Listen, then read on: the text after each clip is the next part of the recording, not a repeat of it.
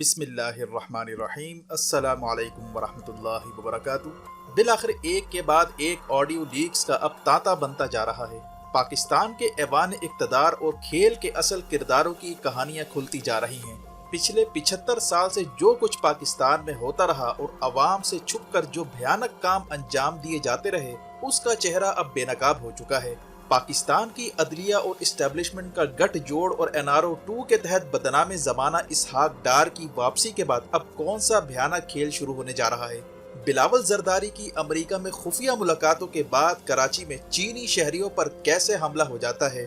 سیلاب زدگان کا پیسہ اب کس کام کے لیے استعمال کیا جانا ہے؟ ڈالر کی بڑھتی قیمتوں سے مافیا نے کیسے اربوں روپے وائٹ کروانے کی کوشش کی؟ عمران خان کے خلاف جاسوسی میں کون سی تیسری قوت شامل رہی؟ ناظرین کرام، حال ہی میں عمران خان کی آڈیو لیکس ریلیز کر دی گئی جس میں وہ امریکہ کی جانب سے دی جانے والی دھمکی اور سائفر کے حوالے سے اپنے پرنسپل سیکرٹری اعظم خان سے گفتگو کرتے پائے گئے۔ لیکن اس میں سب سے اہم بات یہ ہے کہ عمران خان کی جاسوسی کے لیے اسرائیلی سافٹ ویئر پیگاسس کا استعمال ہوا ہے، جو اسرائیلی کمپنی NSO گروپ کا تیار کردہ سافٹ ویئر ہے جو دیگر ممالک کے ڈکٹیٹرز کو فروخت کیا جاتا رہا ہے، اور اس سافٹ ویئر کا مقصد اپنی عوام کی جاسوسی کرنا ہوتا ہے، اور یہی وہ سافٹ ویئر ہے جس کے ذریعے جمال خشوگی کی نقل و حمل کو ٹریک کر کے اسے بلاخر نشانہ بنایا گیا۔ اب اسی اسرائیلی سافٹ ویئر کا مبینہ آڈیو لیکس میں کردار سامنے آ رہا ہے جس کی اب مختلف ذرائع نے تصدیق کر دی ہے۔ اسرائیل سے پاکستان تک یہ سافٹ ویئر کیسے پہنچا؟ امپورٹڈ حکومت کو مسلط کرنے سے پہلے اسرائیلی سافٹ ویئر کو کیوں درآمد کیا گیا؟ کیا امپورٹڈ حکومت کے قیام کے لیے اسرائیل سے مدد لی گئی؟ اس پر اب سوال اٹھتے جا رہے ہیں۔ واضح ہے کہ یہی وہ سافٹ ویئر تھا جس کی مدد سے انڈیا نے پاکستان کے سول اور ملٹری افسران کے موبائل ڈیٹا حاصل کرنے کی کوشش کی، اور عمران خان کے دور میں افسران کو موبائل فون تبدیل کرنے اور واٹس ایپ کے استعمال پر پابندی بھی لگائی گئی، جبکہ کئی ذرائع کا یہ بھی کہنا ہے کہ اس بات کا بھی امکان ہے کہ اسرائیل کا Pegasus soft where third party کے تھرو خریدا گیا۔ لیکن اس کا جو استعمال ہے اور اس کا طریقہ کار ہے، اس سے یہ واضح ہو چکا ہے کہ آپریشن ریجیم چینج کو کامیاب کروانے اور من پسند افراد کو مسلط کرنے کے لیے اسرائیلی سافٹ ویئر کا استعمال کیا گیا ہے۔ دوسری اہم بات یہ ہے کہ شہباز شریف اور مریم نواز کی آڈیو لیکس میں مزید اہم انکشافات ہوئے ہیں، جس میں جج کو منا کر اسحاق ڈار کو ملک میں لانے کی بات کی گئی۔ وہی اسحاق ڈار جسے اب پاکستان میں لا کر آرٹیفیشل طریقے سے ڈالر کو کنٹرول کرنے کی کوشش کی جا رہی ہے، اور اسحاق ڈار پر یہ الزام بھی ثابت ہو چکا ہے کہ یہ شخص ماضی میں ریکارڈ کو ٹیمپر کرتا رہا ہے، اور عالمی اداروں کو غلط معاشی اعداد و شمار بھی دیے گئے تاکہ یہ تاثر قائم کیا جائے کہ سب کچھ اچھا چل رہا ہے، حالانکہ ملک اندر سے دیوالیہ ہو چکا تھا۔ اب یہی کھیل اسحاق ڈار کے ذریعے دوبارہ کھیلا جا رہا ہے۔ ملک کی معاشی بدحالی کو ٹھیک کرنے کی بجائے اب رپورٹ میں ہیرا پھیری کرنے کی تیاریاں ہو رہی ہیں، اور بغیر ایکسپورٹ بڑھائے ڈالر کی ویلیو کو کنٹرول کیا جائے گا، اور یوں معیشت کی غلط تصویر عوام کے سامنے رکھی جائے گی کہ سب کچھ ٹھیک چل رہا ہے، جو کہ معیشت کے لیے اور پاکستان کے لیے انتہائی خطرناک ہے۔ اندرونی ذرائع کا کہنا ہے کہ حال ہی میں ڈالر کی ویلیو کو اوپر کروا کر اسحاق ڈار اور ان کے لوگوں کو اربوں کا فائدہ پہنچایا گیا، اور اب اسحاق ڈار کی واپسی پر ڈالر کو دوبارہ ڈمپ کیا جا رہا ہے تاکہ ڈالر کو نیچے لا کر اسحاق ڈار کو ہیرو بنا کر پیش کیا جائے، جبکہ اسحاق ڈار پر یہ بھی الزام ہے کہ اس نے پچھلی حکومت میں راتوں رات ڈالر کی ویلیو کو بڑھا کر مختلف عناصر کو فائدہ پہنچانے کی کوشش کی، اور اس دوران مافیا نے اربوں کا فائدہ اٹھایا۔ یعنی ڈالر کی ویلیو کے ساتھ کھیلنا ان کا پرانا ریکارڈ ہے، اور اب کی بار بھی یہی کچھ کیا جا رہا ہے۔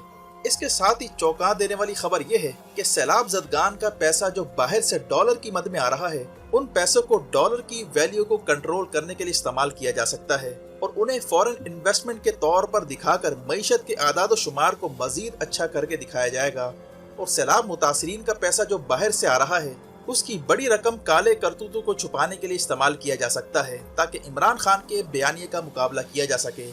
واضح ہے کہ اسحاق ڈار کی پاکستان میں انٹری NRO 2 کے تحت ہوئی ہے، اور اربوں کی چوری اور منی لانڈری کا حساب لینے کی بجائے ایک مفرور ملزم کو وزیر خزانہ کا قلمدان سونپنا یہ تاریخ کا سب سے بڑا مذاق ہے۔ اسحاق ڈار کا پاکستان میں آنا یہ دراصل نواز گروپ کی واپسی کا پیغام ہے۔ شہباز گروپ کو پیچھے کر کے اب نواز گروپ کو مسلط کیا جا رہا ہے تاکہ NRO 2 کی ڈیل کو مکمل کیا جا سکے، اور یہی کچھ آڈیو لیک سے ثابت ہو رہا ہے۔ مریم نواز اور شہباز کے درمیان جو آڈیو لیکس میں گفتگو ہوئی، اس میں مریم کو یہ کہتے سنا جا سکتا ہے کہ اسحاق ڈار کی واپسی کے لیے ہم جج کو منائیں گے، लेकिन शहबाज शरीफ का कहना था कि हम पहले जज के खिलाफ केस करेंगे और इसे प्रेशर में लाएंगे, जिस पर मरियम ने यकीन दिलाया कि इसकी नौबत नहीं आएगी, हम जज को मना लेंगे। यानी मरियम नवाज और जजेस के दरमियान नया गठजोड़ सामने आ चुका है। इसी तरह इलेक्शन कमीशन के मुतालिक मरियम नवाज का कहना था कि हमारी सेटिंग हो चुकी है, इलेक्शन कमीशन अब इमरान खान को नाअहल करने जा रहा है। इन ऑडियोज के आने के बाद नून लीग पर प्रेशर बढ़ चुका है और इन्हें इनके हैंडलर्स की जानिब से मैसेज दिया गया है कि अगर NRO 2 के तहत डील को कंप्लीट ना किया गया और कोई होशियारी की कोशिश की गई तो मजीद ऑडियोज इनके खिलाफ आ सकती हैं। यानी इस वक्त दो सियासी हरीफों की ऑडियो लीक की जा चुकी हैं, एक शहबाज शरीफ मरियम नवाज की और दूसरा इमरान खान की। शहबाज और मरियम नवाज की साख को इन ऑडियो से बड़ा दचका लगा है, लेकिन इमरान खान के खिलाफ जो ऑडियो लीक करवाने की कोशिश की गई, ये अब मामला बैकफायर कर गया है, क्योंकि नवाज ग्रुप का ख्याल था कि इमरान खान की ऑडियो लीक करवाकर इमरान खान को गद्दार डिक्लेयर करवाया जाए और इसका सियासी कैरियर खत्म करके नाअहल करवाया जाए। लेकिन ऑडियो से उल्टा ये साबित हो गया है कि अमेरिका की जानिब से आने वाला साइफर न सिर्फ एक हकीकत है बल्कि ये इमरान खान से छुपाया गया था। जबकि इम्पोर्टेड हुकूमत की गैर संजीदगी का ये आलम है कि राना सनाउल्लाह ने अजीब मंतिक पेश करते हुए कहा कि साइफर में जो धमकी दी गई है वो तो मामूली सी बात है, जैसे भारत धमकियां देता रहता है वैसे ही इसे भी ले लिया जाए। यानी इन्हें यही नहीं मालूम कि डिप्लोमेटिक चैनल और आम बयानात में फर्क होता है। डिप्लोमेटिक लेवल पर मामलात हमेशा हसास नौयत के होते हैं और इन्हें संजीदा लिया जाता है। इस सूरत हाल में अब इमरान खान के पास 3 बड़े हथियार आ चुके हैं। एक ये कि ऑडियो लीक होने पर इम्पोर्टेड हुकूमत के खिलाफ ऑफिशियल सीक्रेट एक्ट के तहत कार्रवाई का मुतालबा किया जाएगा। दूसरा ये कि मफरूर मुल्जिम नवाज शरीफ के साथ आर्मी चीफ की तकर्रुरी का मामला डिस्कस करने पर अब शहबाज शरीफ के खिलाफ आर्टिकल 6 का मुतालबा किया जाएगा। तीसरा ये कि साइफर को अवाम के सामने लाकर इसकी मुकम्मल तहकीकात का मुतालबा किया जाएगा। जबकि मरियम नवाज का इंडिया से खुफिया मरासिम बढ़ाने और जासूसी में इसराइली सॉफ्टवेयर का इस्तेमाल, ये सारे मामलात अब खुलने जा रहे हैं। अब सवाल ये पैदा होता है कि शहबाज शरीफ और इमरान खान की ऑडियो लीक किसने करवाई। इसका आसान जवाब तो ये है कि ये सारे मामलात एजेंसियों की डोमेन में आते हैं। शहबाज हुकूमत के मातहत इंटेलिजेंस ब्यूरो का इदारा आता है और फिर दीगर वफाकी एजेंसियां भी हैं जो सिविल और मिलिट्री इदारों के साथ मुंसलिक हैं। लेकिन यहाँ जो अहम सवाल पैदा होता है वो ये है कि अभी तक पीपल्स पार्टी के हवाले से एक भी ऑडियो लीक्स मंजर-ए-आम पर नहीं आई। जरदारी और मलिक रियाज की गुफ्तगू और बिलावल के साथ जो मामलात तय हुए, इसकी ऑडियो लीक्स अब तक मंजर-ए-आम पर नहीं आई और बुनियादी तौर पर नून लीग और इमरान खान की जमात निशाने पर है।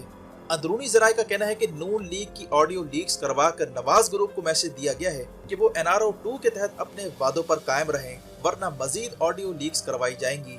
जबकि इस वक्त असल निशाना इमरान खान है, जिनके बयानिए को टारगेट करने के लिए ये ऑडियो लीक्स करवाई गई, जिनमें से कुछ भी नहीं निकल पाया।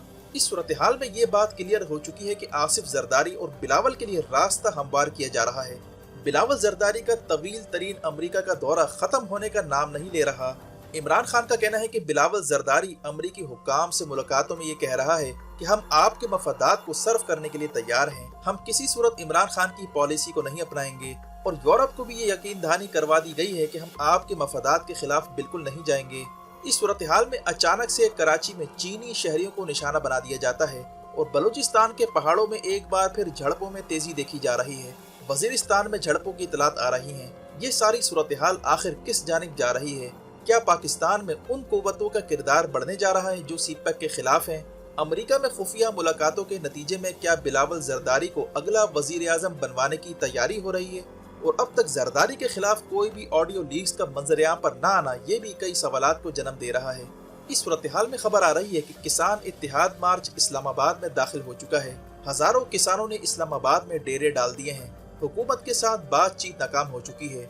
ऐसे में इमरान खान ने किसान मार्च को सपोर्ट करने का फैसला किया है। किसानों का कहना था कि फसलें तबाह हो गई हैं, बिजली महंगी कर दी गई है, खाद नहीं मिल रही, इस साल आटे के कहर का खदशा है और सैलाबी पानी ने मजीद सूरत हाल खराब कर दी है। ये वो मौका है जहां इमरान खान की एंट्री हो सकती है और अभी से ही हिदायत मिल चुकी हैं कि किसान मार्च को हर तरह से सपोर्ट किया जाए।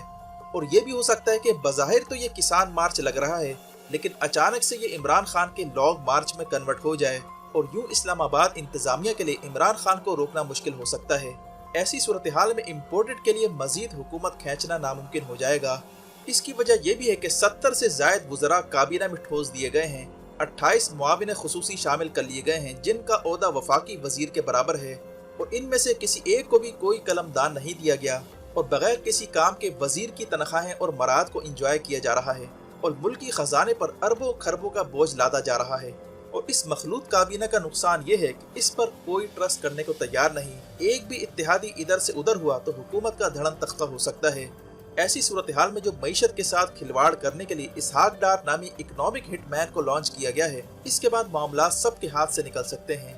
ویڈیو دیکھنے کا شکریہ۔ اپنا اور گرد نواح کے لوگوں کا خیال رکھیں۔ فی امان اللہ۔